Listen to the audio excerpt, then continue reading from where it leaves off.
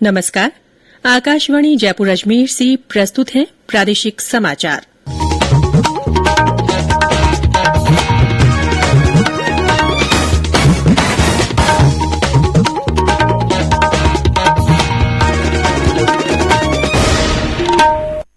मुख्य समाचार। प्रधानमंत्री नरेंद्र मोदी का प्राकृतिक खेती पर जोर, अहमदाबाद में महापंचायत सम्मेलन को संबोधित किया। लोकसभा अध्यक्ष ओम बिरला ने कहा, कई अंतर्राष्ट्रीय कंपनियों की कमान भारतीय युवा संभाल रहे हैं। विधिक सेवा प्राधिकरण की ओर से सभी न्यायालयों में राष्ट्रीय लोक अदालत कल, और बूंदी के रामगढ़ अभ्यारण्य क्षेत्र से 8 गांवों को विस्थापित करने का निर्णय।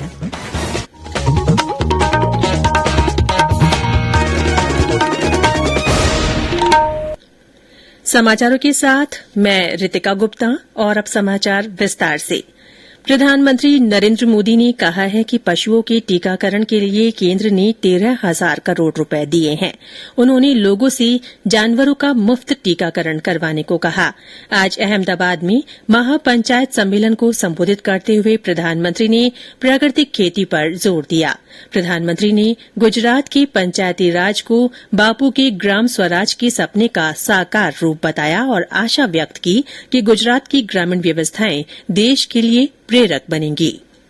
ग्राम स्वराज का सपना साकार करने के लिए पंचायती राज व्यवस्था ये अपने आप में एक महत्वपूर्ण व्यवस्था है और उस व्यवस्था को प्राण देने का काम, दिशा देने का काम, परिवर्तन लाने का निरंतर प्रयास करने का काम, उसे गति देने का काम आप सभी जनप्रतिनिधि कर रहे हैं, पंच सरपंच कर रहे हैं।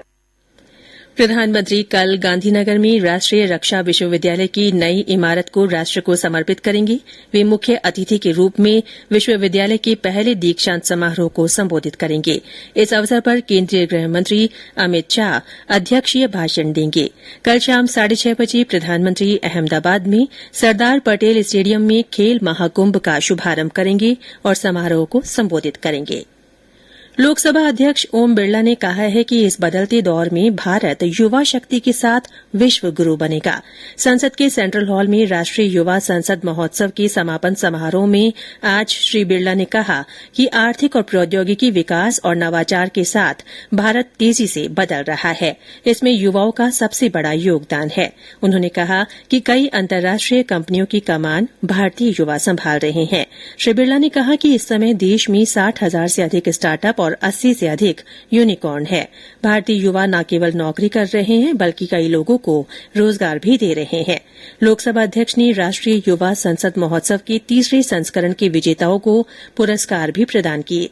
प्रतियोगिता में भोपाल की रागेश्वरी अंजना पहले स्थान पर रही। डूंगरपुर के सिद्धार्थ जोशी ने दूसरा और भटिंडा की अमरप्रीत कौर ने तीसरा स्थान प्राप्त किया।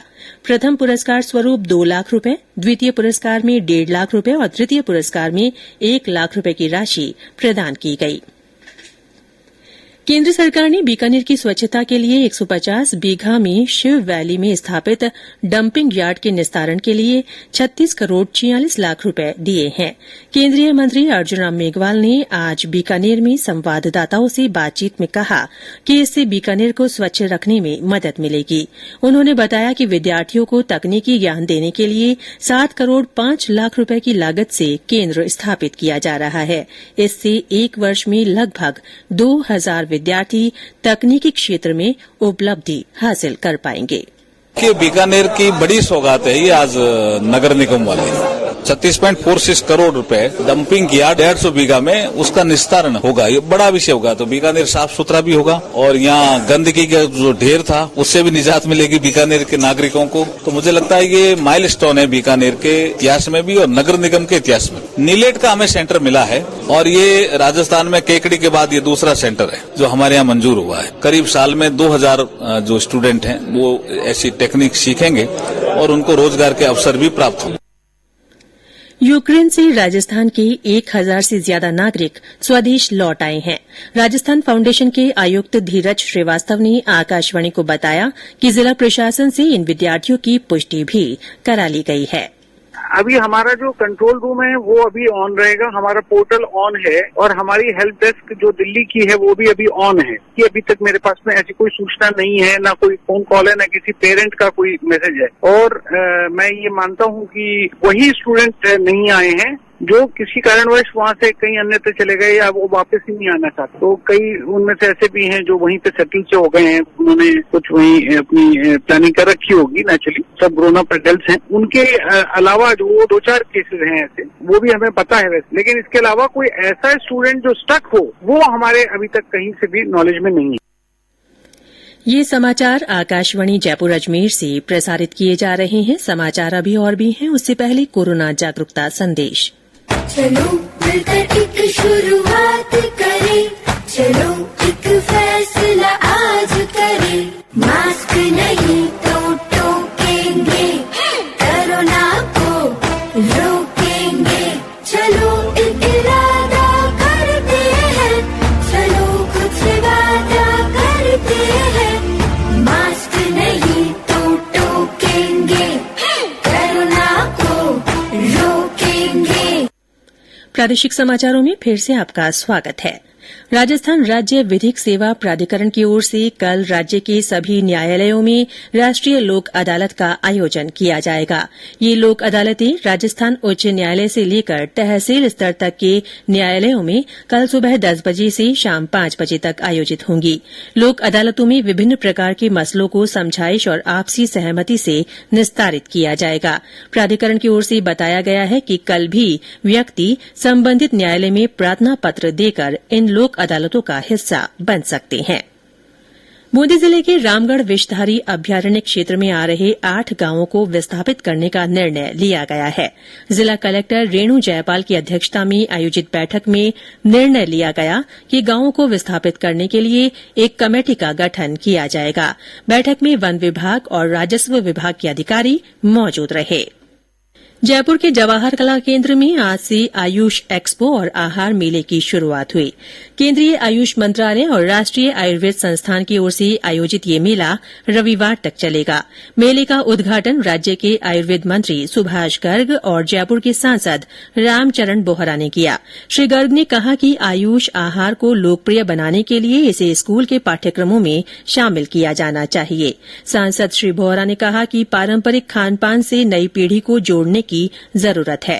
राष्ट्रीय आयुर्वेद संस्थान के मीडिया प्रभारी डॉ राकेश नागर ने बताया कि इस मेले का उद्देश्य आमजन को उचित आहार के महत्व के बारे में जागरूक करना है।